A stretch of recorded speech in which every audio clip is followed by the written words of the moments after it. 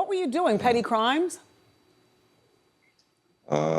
When I talk and complain about my parents, I usually get a backlash from the community. Oh, Rehab, let me show you this picture. You see the kid on the right? The short, balding child with a missing arm? That is me, bro. My dad threw me into a pit of crocodiles when I was 7. My dad had said it would toughen me up. But don't you see, Rehab, it didn't toughen me up. I lost my left arm.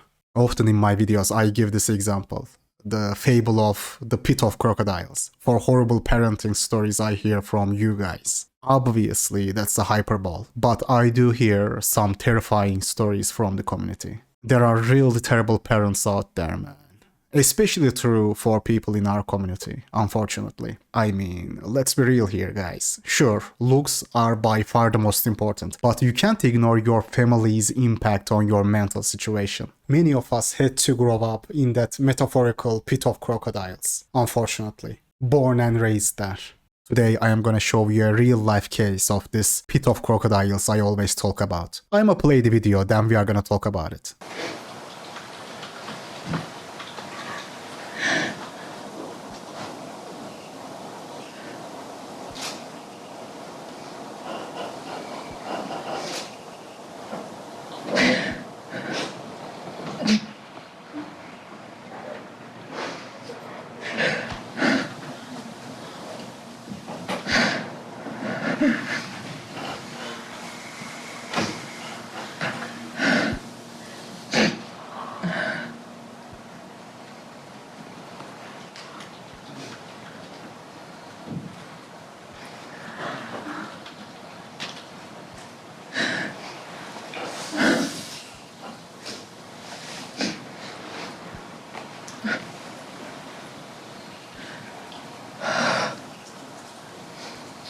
Corey and his mom sat in the car in the parking lot, and they said goodbye for what would be the very last time. Corey was walking. Corey was talking. Corey was fine, except for his bruises. By 9:03 a.m., Corey was back inside the defendant's apartment. By 3:48 p.m., this defendant carried Corey's nearly limp body into Southern Ocean Medical Center. He reported that Corey was sleepy and had thrown up. Corey was admitted quickly. He was brought to room 6 in the emergency department. Corey coded. He was intubated. He coded again. He lost his pulse. And by 5:03 p.m., Corey was pronounced dead. This is your brain on Hamza and Andrew Tate. This is how they raise their children. This moron literally killed his own son. Imagine that. And just from his dumbass face, you can literally read his entire personality. Even when he cries, you can tell he's a smug, insufferable trash bag. Just by looking at his smug, dumbass face, you can tell what kind of person he is. He thinks he's so smart, right? Oh, I was teaching him an invaluable life lesson. He's facing 10 years to life now. If he's convicted, he's gonna get the full ride. Imagine the mindset you gotta have to raise your child like that.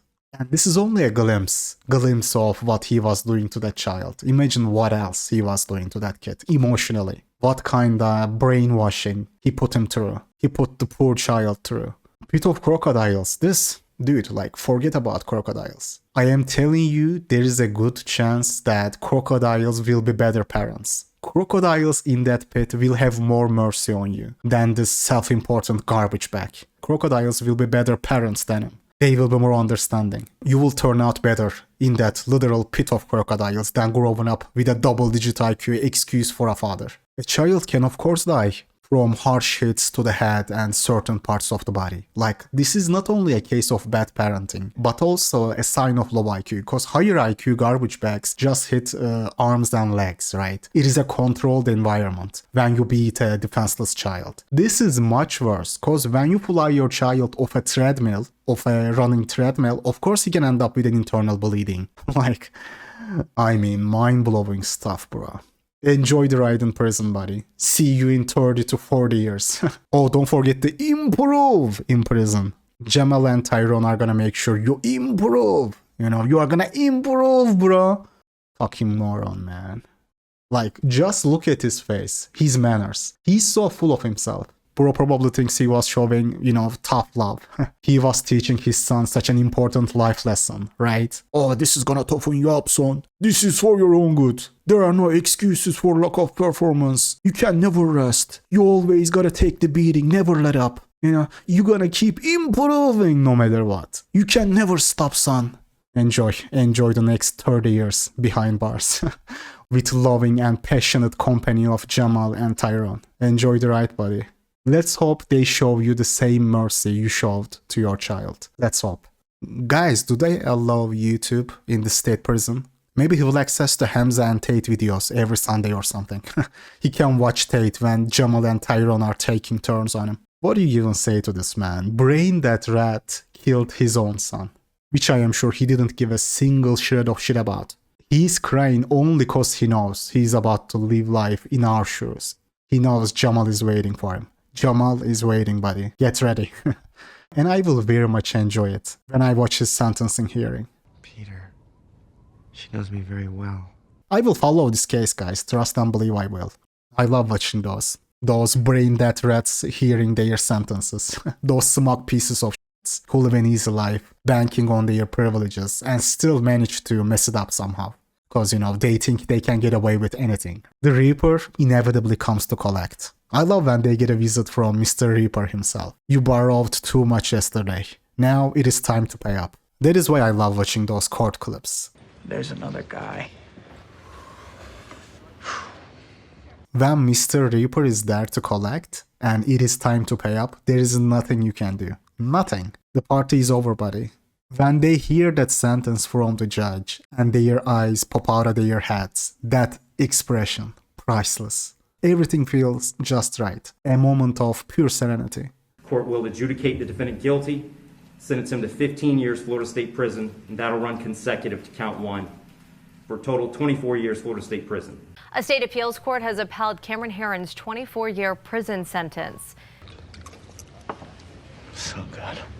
I have said this before, there should be a parental license. Cause you have brain dead rats, like this guy, pop up children and traumatize them. And then other people will have to deal with the consequences. There's a reason why there is a driving license. Cause your actions are gonna impact others. I don't see why it is different when it comes to having children. That kid is gonna have an impact on others. Maybe he's gonna brutalize others cause he has been brutalized. When you are broken, you break. People who raise their children like a racehorse are always mediocre people.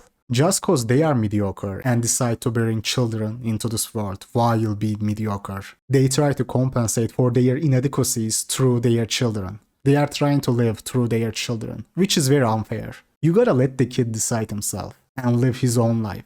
I mean, I know Hamza and Tate do it to scam gullible men, but people who fall for Hamza's BS raise their children like this. Not a single second wasted without improving. Which is unfortunately a very common practice that messes up a lot of children.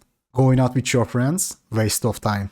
You gotta sit and study. That is how I was raised. My childhood friends would invite me out to play, but my parents would force me to stay and do extra studying to stay ahead of everyone at school. Guys, understand something. When parents do that, they project their internal issues on their children. He did that to his son cause he's a self-absorbed freak. You can see it in his face, how self-important he is. Narcissistic piece of shit. A lot of mentally troubled people actually come from narcissistic families. It really messes you up. I didn't go through any physical abuse, but I did go through a mental version of this. Both my parents were study drones. They kept putting me on academic treadmill, if it makes sense. I was raised by similar parents, in a sense. I know many of you were also. I told my mom this, you are not happy with me and I am not happy with you. I would rather never have been born. Or rehab, she was only doing so for your own benefit, she was only thinking about you. You are a piece of shit for saying that to your mom. Maybe I am. But even if I am, it wasn't my choice to be this way.